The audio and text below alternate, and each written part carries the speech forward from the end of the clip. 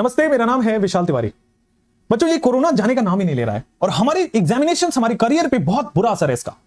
तो मैं आपको बता देना चाहता हूं कि आपको इस वीडियो में एक जेन्युइन राय मिलेगी कि आपको अभी क्या करना चाहिए और आपकी एग्जाम डेट्स क्या क्या हो सकते हैं, वेदर यू आर नीट और जेईई एस्पायरेंट।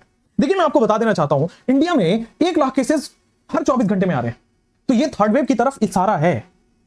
यूएस में all time highest 11 lakh cases आ रहे हैं दोस्त, ये भी आपके पास थर्ड वेव की तरफ पूरा इशारा है। और गवर्नमेंट को ये बात पता है, इसीलिए ओलंपियाड और गेट जैसे एग्जामिनेशंस ऑलरेडी पोस्टपोन हो चुके हैं।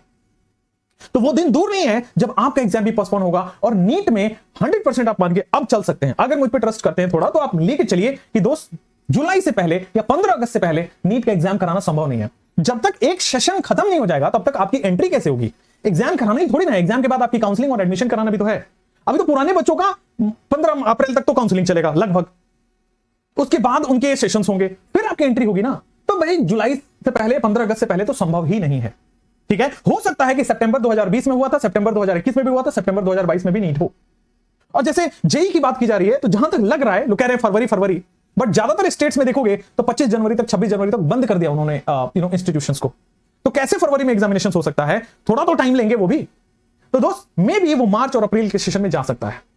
दूसरी बात, इसका सीधा असर आपके कंपटीशन में यह होगा कि बहुत तगड़ा कंपटीशन और कट ऑफ बढ़ेगा। जैसे एग्जामिनेशन के लिए ज्यादा टाइम मिलता है, ज्यादा बच्चे प्रिपेयर करते हैं, कट ऑफ बढ़ा देते हैं, ज्यादा अच्छे से तैयारी करते हैं, कट ऑफ बढ़ा देते हैं। और इससे आपको बचना है दोस्त, इससे आपको बचना है, और वो तरीके मैं बताऊंगा। अगर कंपटीशन ज्यादा है तो you have to be the best, और उस बेस्ट के लिए you can not afford to miss the time now. सबसे बड़ी बात है, आप ये टाइम वेस्ट करना छोड़ दो। जो भी समय मिल रहा है अपने आप को पूरा इधर एक तरफ डायरेक्टेड कर दो। जितना भी रिवीजन आप कर सकते हो करो, जितना रिवीजन आप कर सकते हो जस्ट डू दैट। और रिवीजन के लिए दोस्त ये तभी संभव है जब आप शॉर्ट नोट्स करोगे। कम से कम बेटा 12-15 बार, 20 बार रिवीजन आपका होना चाहिए, तब जाके आप उस बेस्ट वाले जोन में जाओगे। 8% सिलेक्शन रेशियो है दोस्त, 5% सीट्स मिलती है, 5% लोगों को सीट्स मिलने की चांसेस हो रही हैं। तो दोस्त आप देखो, जब तक बेस्ट नहीं होगे तो कैसे संभव है? और बेस्ट होने के लिए रिवीजन बहुत इंपॉर्टेंट रोल प्ले करता है। This is the major vital role. और दोस्त, ये शॉर्ट नोट्स के बिना संभव नहीं है। जो मैं मेंटरशिप बच्चों को दे रहा हूं, उसमें उनका टारगेट होता है कि ये टॉपिक कंप्लीट करना है और आपको शॉर्ट नोट्स बनाना है, क्योंकि मुझे पता है कि शॉर्ट नोट्स रहेगा तो एग्जाम में वो बढ़िया से बढ़िया स्कोर करेंगे। आपको पता है, हम हर संडे को टेस्ट ऑर्गेनाइज करा रहे हैं। आपको भी मैं ये बता रहा हूं दोस्त, टेस्ट दीजिए, और टेस्ट देने के बाद बिना मिस्टेक कॉपी के टेस्ट देने का कोई मकसद ही नहीं, कोई मतलब ही नहीं है। फिर तो आप फॉर्मेलिटी कर रहे हैं।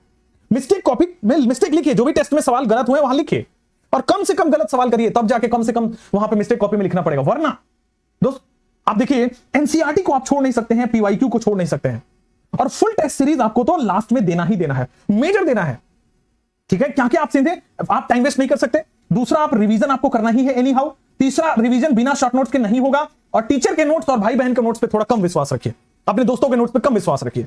ठीक है, अपने नोट्स खुद बनाइए। उसके बाद बेटा, बिना टेस्ट और बिना मिस्टेक कॉपी के आप सोच रहे हो कि आप बेस्ट हो जाओगे, तो गलतफहमी से दूर रहिए। ठीक है बेटा, यहां तक समझ आया आपको चीजें क्या क्या करनी है? थंबनेल आप बना लीजिए बेटा, थंब रूल बना लीजिए कि 4 आपके पास ये रूल है, जिससे कि आप अपने नीट जेईई एग्जामिनेशंस को बढ़िया से क्रैक कर सकते हैं। ठीक है,